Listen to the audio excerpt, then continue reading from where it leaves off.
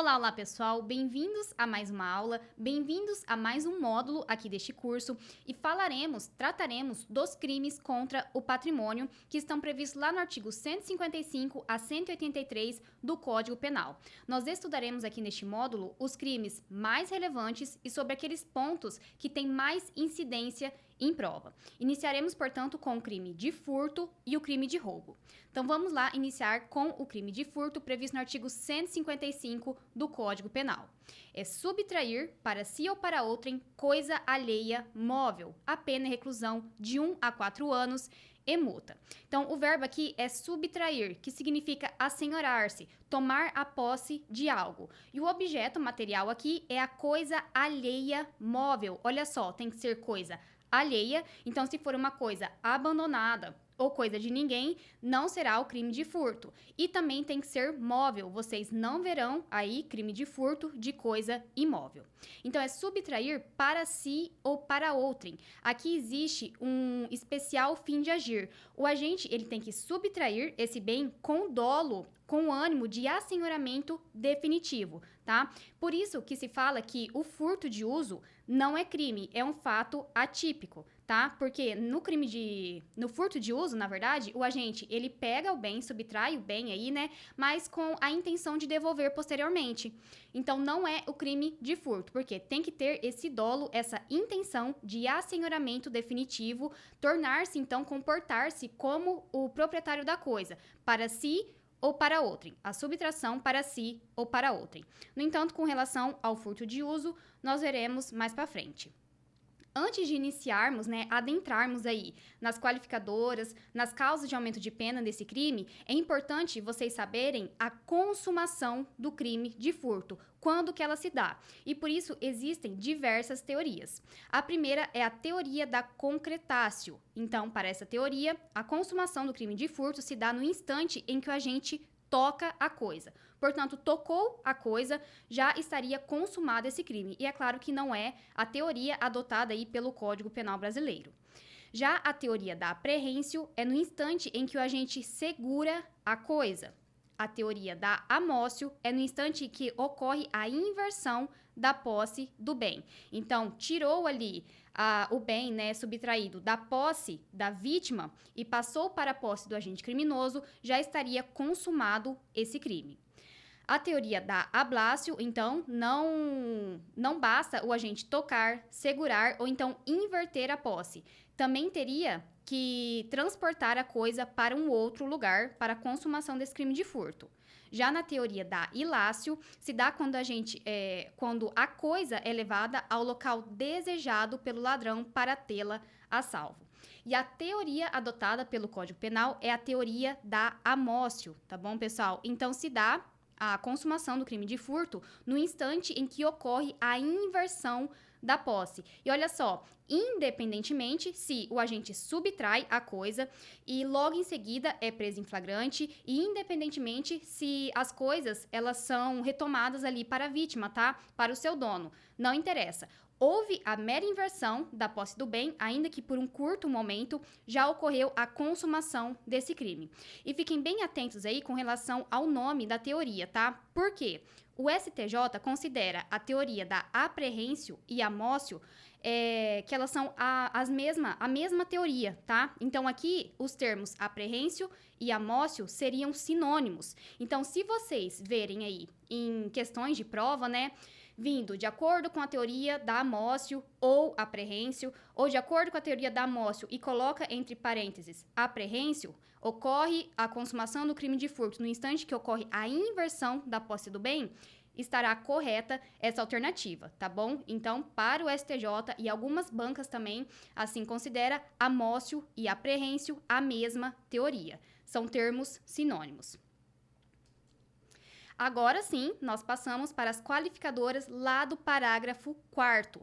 Então, a pena aqui deixa de ser de reclusão de 1 a 4 anos e passa a ser de reclusão de 2 a 8 anos e multa. A primeira, do inciso 1, é o furto qualificado por destruição ou rompimento de obstáculo à subtração da coisa. Destruir e romper não são a mesma coisa, tá? Destruir e romper não são sinônimos. Então, vamos lá. Destruir significa fazer desaparecer o obstáculo. Então, por exemplo, o agente que joga uma pedra numa porta de vidro. Então, certamente, essa porta de vidro, ela vai estraçalhar, né? Então, aqui houve o desaparecimento desse obstáculo, houve a destruição. Já o rompimento na verdade, arrombar, serrar, cortar, deteriorar ali o obstáculo, tá bom? Então, fiquem atentos aí se, eventualmente, em uma questão, falar que esses termos são sinônimos e não são. O obstáculo é qualquer barreira, né, que venha a proteger o bem. E eu indago aqui para vocês, esse obstáculo, essa barreira, ela deve ser exterior, para qualificar aqui esse crime, ou pode ser exterior ou inerente à coisa. E talvez você esteja se indagando o que seria um obstáculo inerente à coisa, né? Então, vamos lá. O obstáculo exterior, então, seria, por exemplo, se o agente ele quer furtar um celular que está dentro de um veículo. E, para tanto, ele quebra a janela do veículo. Então, olha só, ele está destruindo o obstáculo para furtar o celular que está dentro do carro. O obstáculo aí é a janela, tá? Então, é um obstáculo exterior. Já quando é inerente à coisa, o agente ele vai acabar destruindo ou rompendo o próprio bem a ser furtado. Então, por exemplo, se o agente ele quer furtar o próprio carro, ele vai lá, destrói a janela para furtar o próprio carro, fugir, subtrair o carro. Então, na verdade, aqui é um obstáculo inerente à coisa. E como que fica essa qualificadora aqui? Aplica-se somente ao obstáculo exterior ou pode ser exterior ou inerente à coisa? E eu já adianto para vocês que vocês encontrarão entendimentos aí nos dois sentidos, tá? Mas o entendimento predominante da jurisprudência, e também eu vi que é adotado aí por algumas bancas, é que o obstáculo deve ser exterior. Se for inerente à coisa, então se o agente ter que destruir ou romper a própria coisa a ser furtada, não vai ser o furto qualificado. O que se torna um pouco desproporcional, né? Porque se o agente quebra a janela do carro para furtar uma bolsa que está dentro do carro, é furto qualificado. No entanto, se ele quebra a janela do carro para subtrair, furtar o próprio veículo, não vai responder por furto qualificado. E como que fica, pessoal, o crime de dano? Porque, querendo ou não, quando o agente ele destrói ou rompe esse obstáculo, ele também está cometendo um crime de dano, lá do artigo 163 do Código Penal. Ele vai responder por crime de dano e crime de furto em concurso de crimes, por crime de furto ou por crime de dano? Aqui, no caso, depende, tá? Então, vamos lá. Se o dano for antes ou durante a prática do crime de furto, ele vai responder somente por crime de furto. Então, o crime de dano será absorvido. No entanto, se após o agente conseguir subtrair o bem e depois lá, né, tá com ódio no coração, ele volta e arremessa uma pedra na casa para quebrar a janela da casa, então veja, foi depois já da subtração desse bem. Então, aqui sim, ele vai responder em concurso de crimes. Então, vou resumir. Antes ou durante a prática do crime de furto, responde apenas pelo crime de furto. Se for após a subtração da coisa, ele vai responder em concurso de crimes, furto e crime de dano. E como é um crime que deixa vestígios aqui, é necessário o exame de corpo de delito de acordo com o artigo 158 do Código de Processo Penal. No entanto, se não for possível realizar, né, esse exame de corpo de delito, pode ser substituída por outras provas. Passando agora para as qualificadoras. A primeira... nós estamos indo nas qualificadoras, né? Olha eu. Eu já estava achando que íamos para causa de aumento de pena. Continuando, então, nas qualificadoras, parágrafo 4º, inciso 2. Furto qualificado por abuso de confiança mediante fraude, escalada ou destreza. Então, aqui nós temos 1, 2, 3, 4. 4 qualificadoras dentro de um só inciso.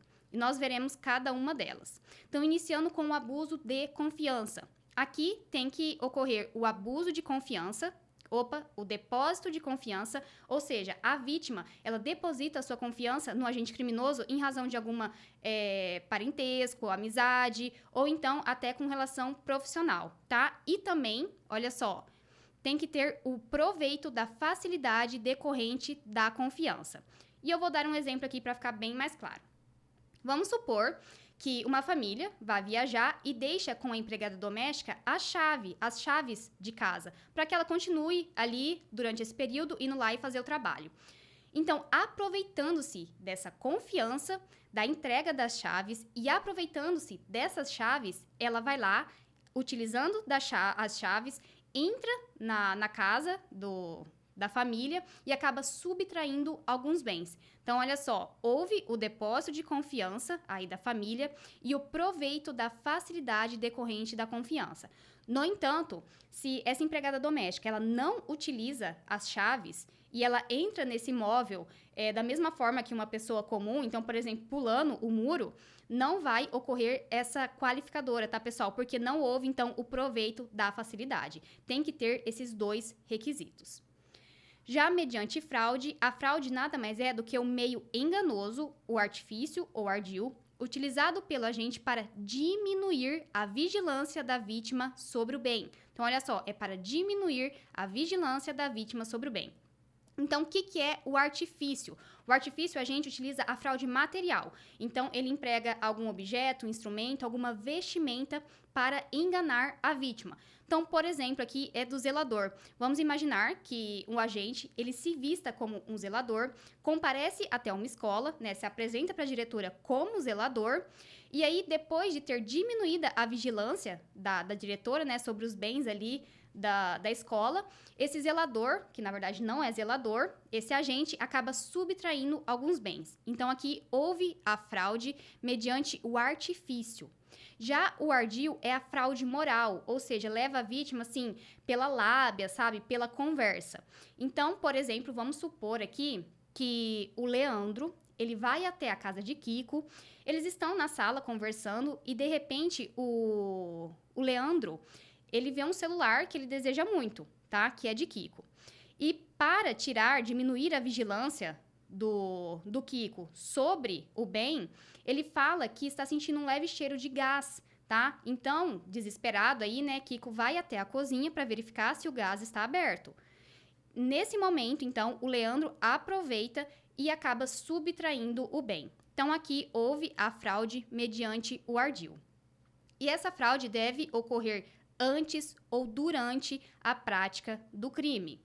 E eu indago para vocês, qual que é a diferença do furto mediante fraude, que nós estamos vendo aqui, com o estelionato lá do artigo 171 do Código Penal?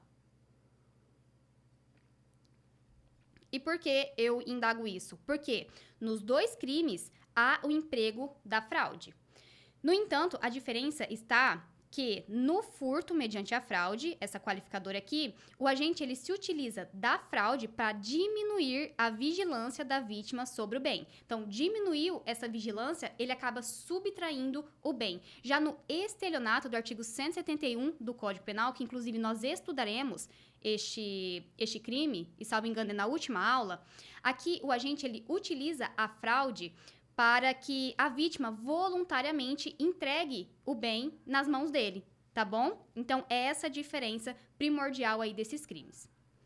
Já a próxima qualificadora é com relação à escalada. A escalada nada mais é do que a entrada ou a saída por via anormal. E diferente do que se possa imaginar, escalada não é, por exemplo, escalar um muro ou então uma árvore, tá bom? Pode ser até mesmo por uma escavação. Então, olha só, foi uma via anormal, a entrada ou a saída desse agente, trata-se da escalada. E por fim, a qualificadora da destreza. A destreza é a habilidade, olha só, a habilidade que o agente tem de retirar o bem em poder direto da vítima sem que ela perceba a subtração. E só é cabível quando a vítima leva os seus bens consigo junto ao corpo. E aqui, como exemplo, são os batedores de carteira, de celulares, né? A vítima está lá com o bem junto com ela, junto ao corpo, e num passe de mágica, né? O celular ou a carteira some. Então, isso aqui é uma habilidade que o agente tem. E eu pergunto, e se a vítima estiver dormindo, ou então ela nota a subtração? Então, não ocorrerá aqui essa qualificadora, porque demonstra que o agente não tem essa habilidade, essa destreza. A próxima qualificadora é do inciso 3, o furto qualificado pelo emprego de chave falsa. E a chave falsa é qualquer instrumento, olha só, qualquer instrumento com ou sem forma de chave de que se vale o agente para fazer funcionar no lugar de chave falsa. Então, pode ser, por exemplo, aí um grampo ou então uma chave de fenda, tá? E a ligação direta? Se o agente utiliza-se da ligação direta, seria também o furto qualificado pelo emprego de chave falsa? E a resposta é não, porque é óbvio, já que ele não utilizou nenhum instrumento, né, para ser utilizado em lugar de chave verdadeira. Agora, nós vamos retornar nossos estudos lá para o parágrafo 2º, já que nós estávamos já no parágrafo 4º. No parágrafo 2º, há a figura do furto privilegiado. É um benefício na aplicação da pena do agente. Então, se o criminoso é primário, é de pequeno valor a coisa furtada, o juiz pode substituir a pena de reclusão pela de detenção, diminuí-la de 1 a 2/3 ou aplicar somente a pena de multa. Então, olha só aqui os dois requisitos, primário e de pequeno valor.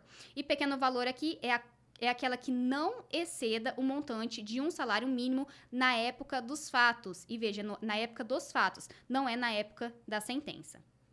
E esse furto privilegiado aplica-se ao furto qualificado? Então, por exemplo, aqui, se o agente ele é primário, é de pequeno valor a coisa furtada, no entanto, ele furtou esse bem mediante escalada, que é uma qualificadora.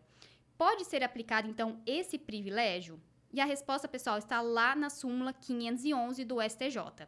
É possível o reconhecimento do privilégio previsto no parágrafo 2º do artigo 155 nos casos de furto qualificado, se estiverem presentes a primariedade do agente, o pequeno valor da coisa e a qualificadora for de ordem objetiva. Então, olha só, tem que ser de ordem objetiva. Se for de ordem subjetiva, como por exemplo é no caso de abuso de confiança, então lá não vai se aplicar esse privilégio. No entanto, se for de ordem objetiva, aplica-se sim. Agora sim, passando para as causas de aumento de pena lá do furto, que será o do parágrafo 1º, o furto praticado durante o repouso noturno. A pena aumenta-se de 1/3 se o crime é praticado durante o repouso noturno. E aqui nós temos dois requisitos, que tem que ser no período da noite em situação de repouso. Situação de repouso é aquele momento em que as pessoas se recolhem nas suas residências, né, para o descanso. Então, as ruas, elas ficam solitárias, vazias, contribuindo, portanto, né, facilitando, na verdade, o furto. E vocês não podem confundir, porque pode ocorrer o furto aí no período noturno, mas não estar configurada a situação de repouso. Então, por exemplo, numa região de comércio noturno, né? Um local cheio de boates, de bares, em que é notadamente vigiada. Então, neste caso aqui, se o furto for realizado num local desse, não haverá a causa de aumento de pena, porque não tem esse requisito da situação de repouso. E essa situação de repouso também não se relaciona diretamente com o furto realizado na casa do agente, tá? Pode ser também, é claro, um furto de um veículo que está estacionado na rua. E também o agente ele pode estar acordado. Então, supondo que a vítima, né, pode estar acordada. Então, supondo que o agente criminoso ele entre na casa da vítima, é 3 horas da manhã. Só que a vítima, ela tem insônia, então ela está acordada assistindo TV. Esse agente, ele consegue subtrair o bem e escapa. Então, ou seja, ele consumou aqui esse crime. Mesmo assim, mesmo a vítima estando acordada, há o período da noite e há a situação de repouso. Vai incidir, sim, essa causa de aumento de pena. E essa causa de aumento de pena aplica-se ao furto qualificado? Então, por exemplo, se o agente ele cometeu o crime mediante a escalada, que é um furto qualificado lá do parágrafo 4º, e era durante o repouso noturno. Era o período da noite em situação de repouso. Aplica-se, então, essa causa de aumento de pena? E aqui nós temos uma divergência. De acordo com o STJ, não se aplica, tá bom? Já de acordo com o STF, aplica-se sim.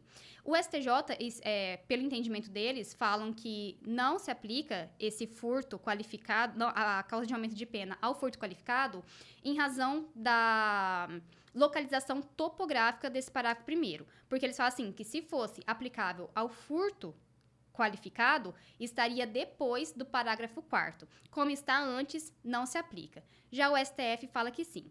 Então, qual que é o posicionamento que vocês devem adotar para fins de prova? Vai depender da forma em que foi formulada ali a questão para vocês. Então, se for de acordo com o STJ, é não. De acordo com o STF, é sim. Se for uma pergunta de forma genérica aí, né? Então, vocês devem adotar, eu sugiro, na verdade, que vocês adotem a posição mais recente, que é a do STJ de 2022. Inclusive, eu deixei o número do recurso aí, do informativo, caso vocês queiram dar uma olhada. Já com relação ao privilégio, aqui, né, não há discussão e aplica sim se o agente for primário, de pequeno valor a coisa furtada, ainda que seja durante o repouso noturno, vai aplicar o privilégio do parágrafo 2º do artigo 155. Agora, vamos falar um pouquinho sobre o furto de uso. Como eu já adiantei para vocês lá no início, é um fato atípico, não é crime. Por quê? No furto de uso, o agente, ele subtrai o bem, ele pega o bem, mas não tem o ânimo definitivo, tá? De assenhorar-se. Ele tem a vontade, a intenção ali de devolver esse bem. Mas é claro que existem alguns requisitos. O objeto material deve ser infungível, tem que ter o ânimo de assenhoramento momentâneo, não pode ser definitivo, restituição do bem antes do descobrimento pela vítima e a restituição integral em seu estado original. A ação penal aqui desse crime é ação penal pública incondicionada. Finalizamos, portanto, o crime de furto e agora vamos passar para o crime de roubo.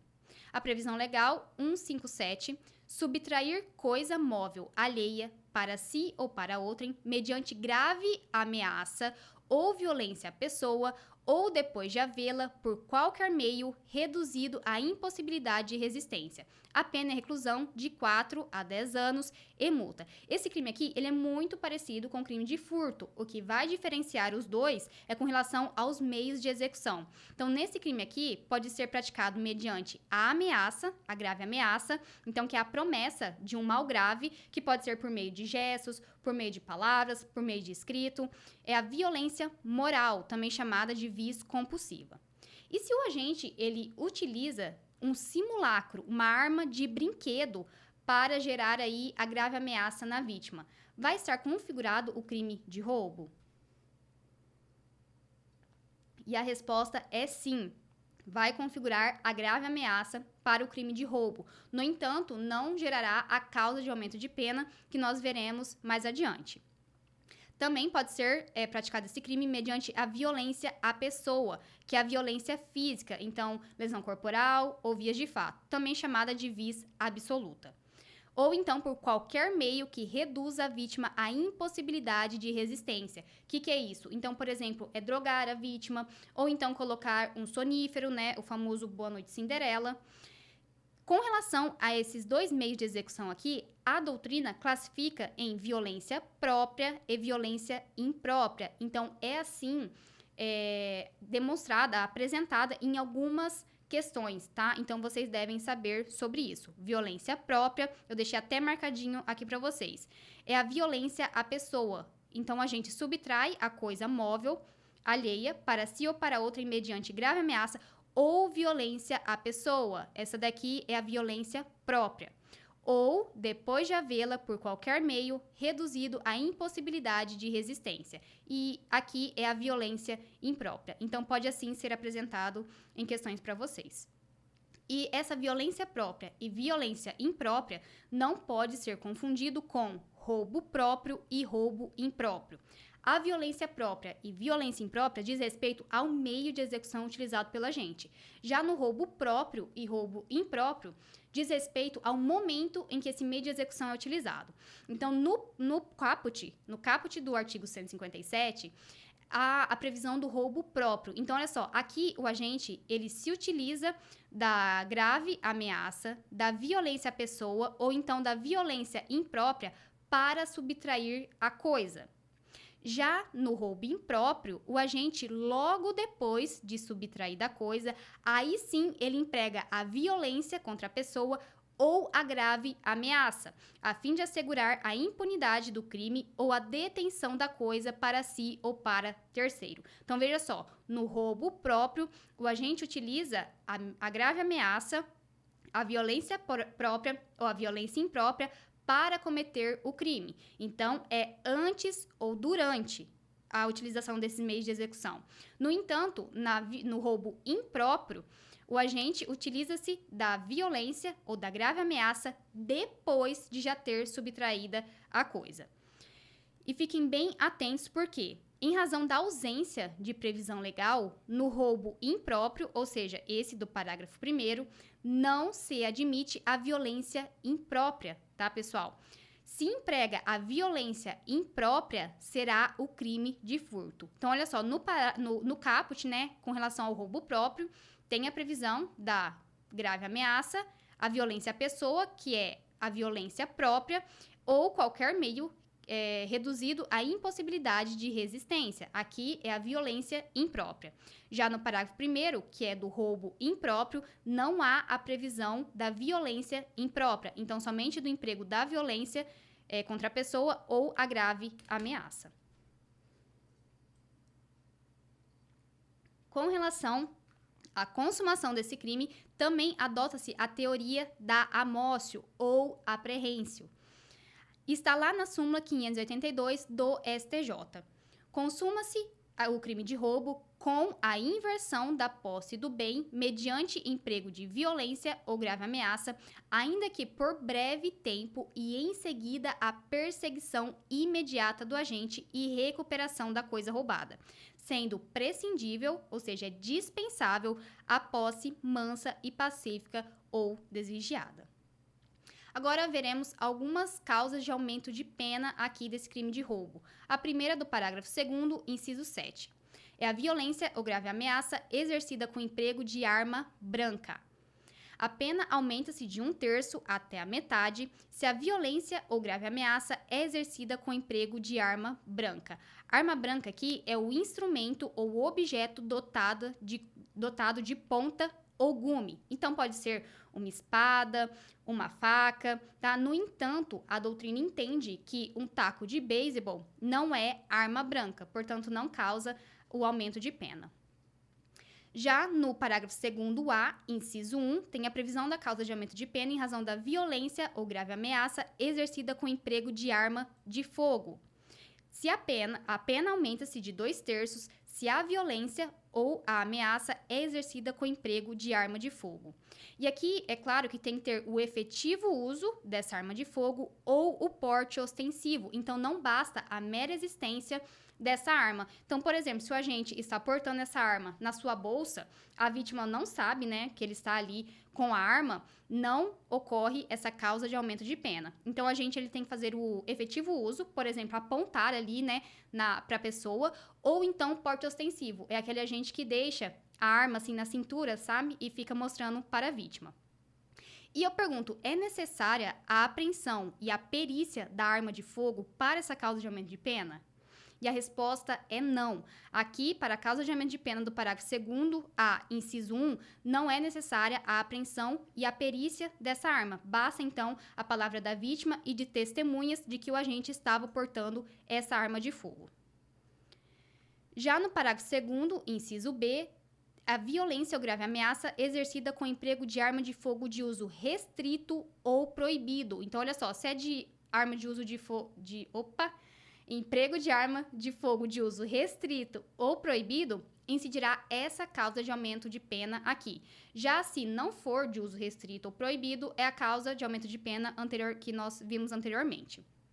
Se a violência ou grave ameaça é exercida com emprego de arma de fogo de uso restrito ou proibido, aplica-se em dobro a pena prevista no caput deste artigo. E, diferentemente do que vimos anteriormente, aqui é sim necessária a apreensão e perícia da arma de fogo, porque a vítima ou testemunhas não terão conhecimento técnico necessário para aferir se é uma arma de uso restrito ou proibido. Então, uma vez não feita a apreensão e a perícia, o agente ele vai responder de acordo com a causa de aumento anterior, tá?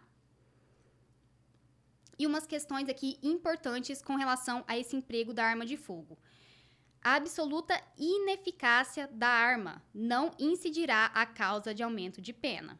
Se for uma ineficácia relativa, incide a causa de aumento. Agora, se for uma arma de brinquedo, se a gente utiliza-se de uma arma de brinquedo para gerar a grave ameaça, como eu já falei, vai incidir sim, vai caracterizar a grave ameaça. No entanto, não incide a majorante.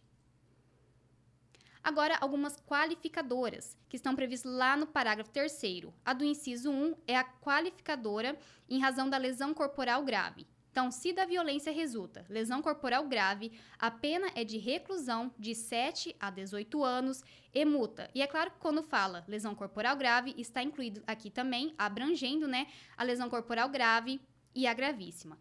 E por se tratar de crime qualificado pelo resultado, o roubo qualificado estará consumado com a produção da lesão corporal grave na vítima, ainda que a subtração não se aperfeiçoe. Já no inciso 2 do parágrafo 3º é o roubo qualificado pela morte, também chamada, muito conhecida aí, de latrocínio. Então, se da violência resulta a morte, a pena de reclusão de 20 a 30 anos e multa. Exige-se aqui o emprego intencional, ou seja, doloso, da violência à pessoa, a qual produz a morte da vítima dolosa ou culposamente. Então, olha só, o emprego da violência tem que ser de forma intencional, dolosa. No entanto, a morte pode ser de forma culposa. Por exemplo, vamos supor que o agente, querendo somente assustar a vítima, realiza um disparo de arma de fogo em sua direção, mas não é para acertá-la, tá? É somente para assustá-la. No entanto, a bala bate no muro e volta para a vítima, atingindo-a e também ocasiona aí a sua morte. Então, veja, aqui ele vai responder pelo latrocínio, porque houve o emprego intencional da violência, quando ele atirou, foi intencional e a morte foi produzida de forma culposa. Vai sim incidir essa qualificadora. E essa morte também tem que ter a ligação com a subtração patrimonial.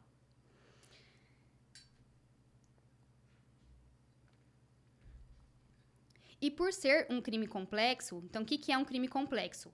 Junta em um crime só, né, dois crimes, que aqui é o de roubo e o de homicídio. Por se tratar de um crime complexo, pode ocorrer aí diversas formas de resultado. Então, por exemplo, pode ocorrer a subtração consumada e a morte consumada, ou então a morte tentada e a subtração consumada. Como que ficará, portanto, a responsabilização desse agente? Se a subtração for consumada, ele conseguir subtrair o bem, e a morte consumada, aqui não há dúvidas, é o latrocínio consumado. A subtração tentada, então a gente tentou realizar a subtração, mas não conseguiu, e ainda tentou a morte da vítima e também não conseguiu, é latrocínio tentado. Já se houve a subtração tentada e a morte consumada, responderá por latrocínio consumado de acordo com a súmula 610 do STF. Então, olha só, há crime de latrocínio quando o homicídio se consuma, ainda que não realize o agente a subtração de bens da vítima. Então, subtração tentada, não conseguiu subtrair, mas houve a morte e latrocínio consumado. Já se houve a subtração consumada e a morte tentada, é o latrocínio tentado. E, pessoal, fiquem bem atentos com relação à competência de julgamento desse crime. Por quê? Embora ocorra aí um homicídio, não se trata de crime contra a vida, tá? Continua sendo um crime contra o patrimônio. Por isso, conforme a súmula 603 do STF, a competência para o julgamento desse latrocínio é do juiz singular e não do tribunal do júri. A ação penal aqui trata-se de ação penal pública incondicionada. Finalizamos, portanto, os crimes de furto e de roubo. Então, vamos lá para as questões. Renato, munido de uma faca, deu voz de assalto a Carolina, que informou não ter nenhum bem de valor. Então, olha só, aqui nós já conseguimos extrair dos elementos, né, informativos que se trata de um crime de roubo e ainda com a causa de aumento de pena por estar munido de uma faca.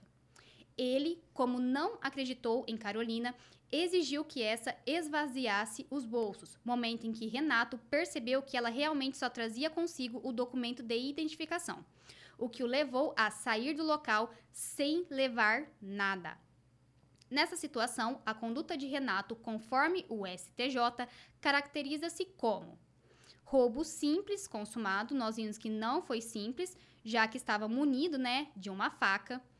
É uma conduta atípica, já que houve crime impossível. Pessoal, aqui não há que se falar em crime impossível, tá? Mas crime tentado. O fato dele aplicar ali a grave ameaça ou então a violência e a vítima não ter nada consigo não é crime impossível. É na verdade o crime tentado. C, roubo simples, não é simples, roubo tentado com causa de aumento de pena ou então, ou então o roubo com causa de aumento de pena consumado. Então, na verdade, nós devemos verificar aqui se foi tentado ou consumado, né? Porque nós já sabemos que há sim a causa de aumento de pena.